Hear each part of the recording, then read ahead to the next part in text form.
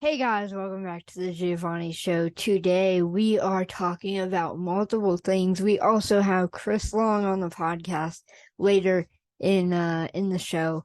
Very excited for you guys to be here. If you guys enjoy listening to the show, make sure you turn on post notifications wherever you're listening to this. And also subscribe to my YouTube, The Giovanni Show on YouTube. Thank you guys for listening. And now let's get on to the first segment. All right, so what I want to talk about first is this whole Jonathan Taylor situation with Jonathan Taylor and Jim Irsay. I think that it's a pretty big deal, and we need to discuss it here on the Giovanni Show. I'm good friends with Jonathan Taylor, and Jim Irsay has been very, very great to me. So kind of looking at this from a insider position where I know both of these people. It's definitely a weird situation for both parties. I can see it from Jonathan's perspective where he thinks that he's just undervalued and underappreciated, which that definitely has to suck at a running back position. I feel for him, but I also feel for Jim Irsay. I mean, the guy wants to get more weapons for Anthony Richardson, and he thinks that Jonathan Taylor should take the deal that he has and let them build a team and a good offense. I see this from both perspectives, but I do think that Jonathan is being mistreated here. And I feel like it did not have to go to Twitter like it did. But I think that both parties need to sit down and have a conversation about what they're gonna do moving forward. Because I would love to see Jonathan Taylor stay here in Indy. I don't know where he would go if he requests a trade, but I would rather him stay here in Indy because he loves it. He loves the guys here, and I think it's just the best fit for him here, and everybody loves him here. So I think Jonathan should stay here. And we'll see what unfolds later with this situation. But as of right now, I don't think that Jonathan Taylor will stay. So the next thing that I wanted to talk about was the Kelly Green Eagles uniforms are supposed to be dropping on the 31st. When you guys are listening to this, it is the 30th. So it'll be the day after you guys are listening to this. Or maybe you're listening to this on the 31st, 32nd, or not 32nd, 1st, my bad. And maybe you guys have already seen it.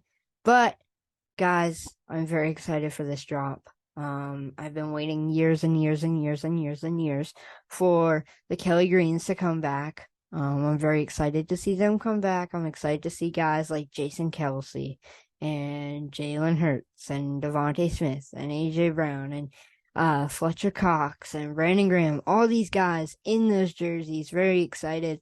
I hope that we see them soon. Hopefully we do see them on the 31st. But guys, I am very excited for this jersey drop. I hope you guys are excited for this jersey drop. And I hope that you guys like the jerseys. I know that I will, whatever it is, because I just miss the Kelly Green and the old logo and everything. And I hope we wear it on a good game. Hopefully we wear it multiple games. I would love to see it brought out 2 to 3 times a year, each year. So hopefully we see that. But yeah, guys, I hope you like the jerseys. Yeah, you. If you guys are liking this program and enjoying listening to this show, I would love if you would go over to YouTube and go to The Giovanni Show on YouTube and hit that red subscribe button. We are gonna be doing a giveaway on there once we hit 1,000 subs. We're at 500 right now, closing in on 600 here pretty soon, hopefully. Hopefully you guys like the content over there. You like the content wherever you're listening to. And yeah, thank you all so much. And I hope that you go subscribe and enter the giveaway.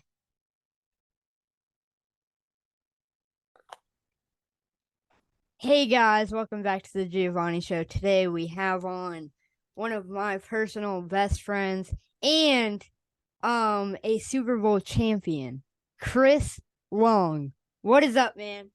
What's up, dude? How you doing? I cannot believe it, man. You got all this bass in your voice. You just said I'm going to be 18 in 2 years.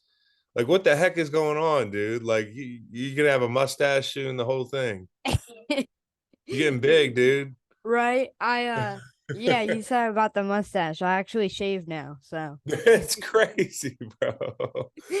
Yeah, man. Time to make some real money. Yeah, this thing's Yes, rolling. sir. Yeah, you Yes, get that sir. mustache, you need a paycheck. Yes, sir. So my first question for you is with all the new jerseys coming out, like the Titans and the Ooh, Colts and the Eagles who have not unveiled the Kelly Greens yet, yeah. what has been your favorite to see so far? So a few of them, like Seattle came out with their throwbacks. Love those throwbacks. Obviously Kelly Green already. I mean, we've said that for years. Like we love Kelly Green back in the mix.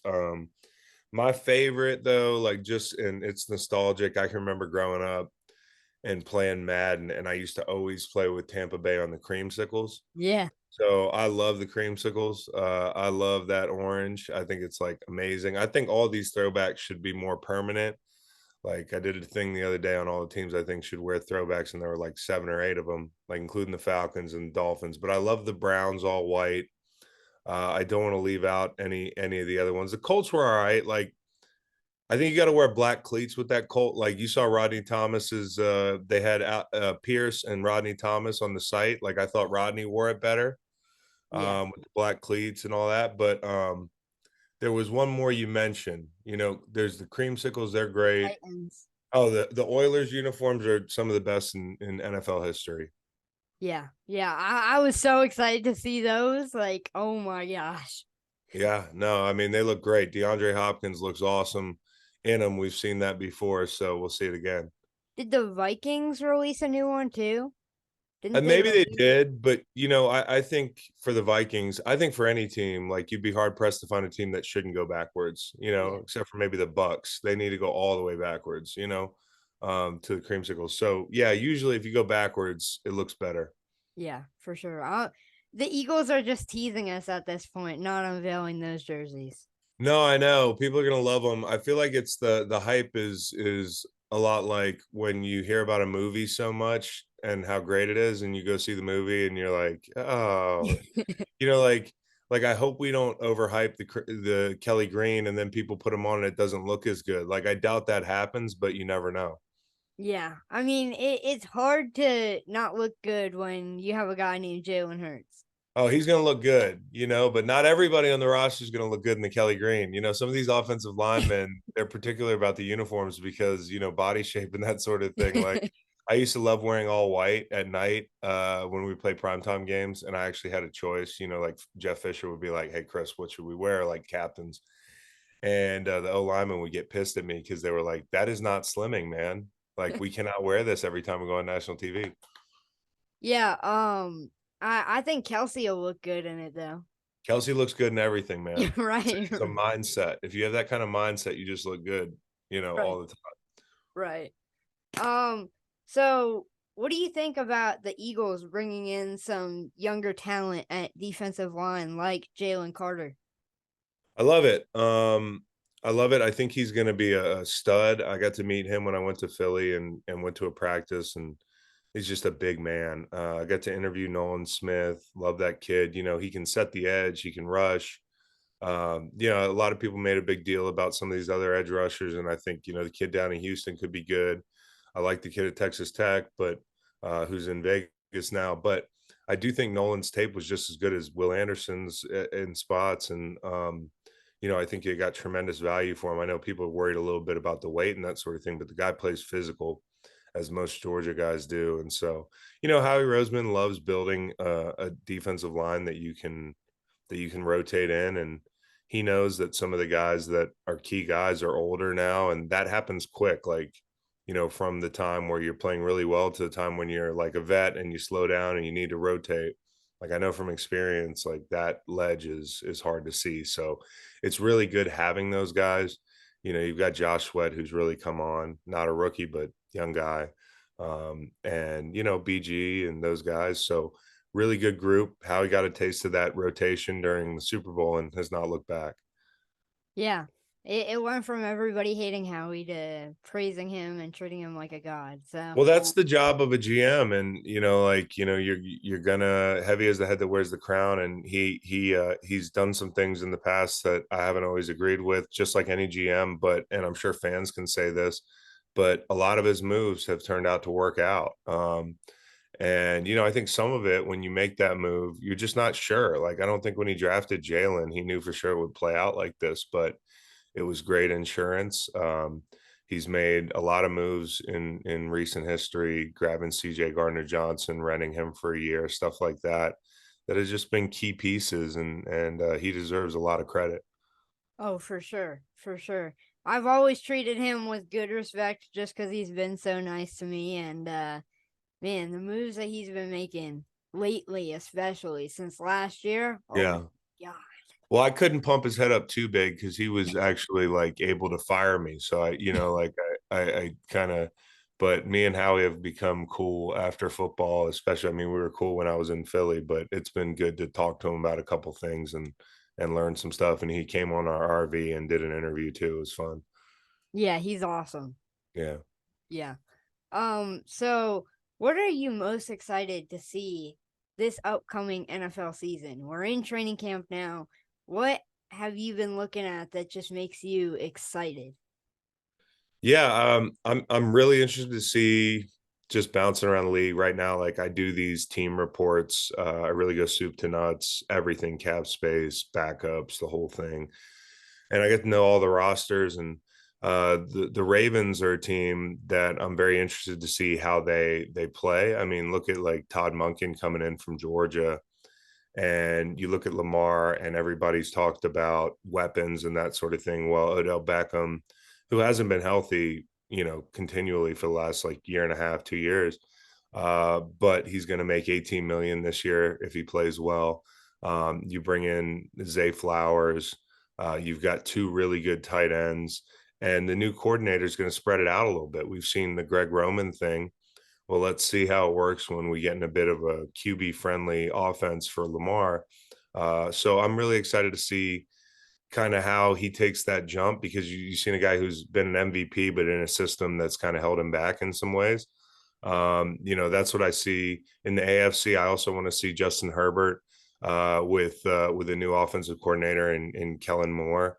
I mean, talk about like a big playbook and one that's a little bit more spread out. Lombardi's offense is more suited for like an average talent quarterback. So, things like that, like new marriages with coordinators and coaches, really interest me, because this is such a context league. Like, a guy can have a bad year or an average year, and then the right situation comes along. And, look at Russell Wilson, who I don't think is the Russell Wilson of old, but like Sean Payton, getting him to buy into throwing the ball to the middle of the field, taking the check down. It'll be interesting to see things like that. Yeah, for sure. For sure. I'm excited to see the Ravens too, especially with Odell Beckham coming in. Yeah. Um I'm excited to see if he stays healthy. Another one that I'm excited to see is the Panthers. Really Yeah. excited to see them. Um yeah, I think I think they could sneak up on, I mean, a couple of these rookie quarterbacks might play well early. And I don't know if Bryce Young's going to play well early, but he's got a really good coach, as you know. And they got more talent than you think in Carolina. That defense is going to be kind of fun. If you look at Houston, with CJ Stroud, and I like CJ Stroud, I like that pick. Um, they've invested 126 million in protection for him at tackle. Tunsil just got paid, recently, and Titus Howard just got paid like yesterday, I think. And so, just to lock those two guys up and help a rookie quarterback stay upright, I think that's the right sequence. For sure. What do you think that the Eagles need to do to get back to the Super Bowl? Yeah, I talked to Howie about this. Sometimes you just have to do the same thing. I think it's easy in the NFL when you lose and you don't win the whole thing to talk about it like it was a failure. And yeah, like ultimately you want to win the whole thing. It's a failure if you don't. But you watch that Super Bowl, the difference in winning and losing is a call or two. It's, people don't like to hear about the grass. It's a few plays here and there. These are things that if those two teams play 10 times, you don't know how many times the Eagles win. So I think the big thing for the Eagles is try to keep that core together, which they've done, and cash in on the window. And sometimes you try to reinvent the wheel, because you lost the Super Bowl or something like that, and there's nothing to fix. You just have to execute better. The roster is where it needs to be. I'm excited to see a new defense. Nothing against Jonathan Gannon, but I am excited to see a new look, and some of the young guys that they brought in. Oh, for sure. Yeah, I am excited to see a new defense. Especially, I don't think Jonathan Gannon would have survived in Philly after last year. Fans just hated that guy.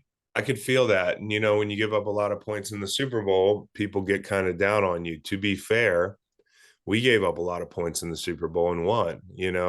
So, there might have been some people calling for Jim Schwartz's head.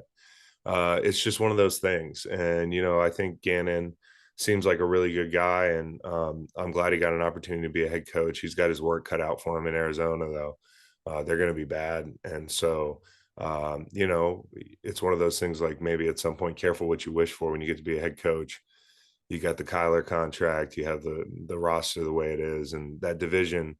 The Rams aren't going to be very good, but the Seahawks and the Niners, tough teams.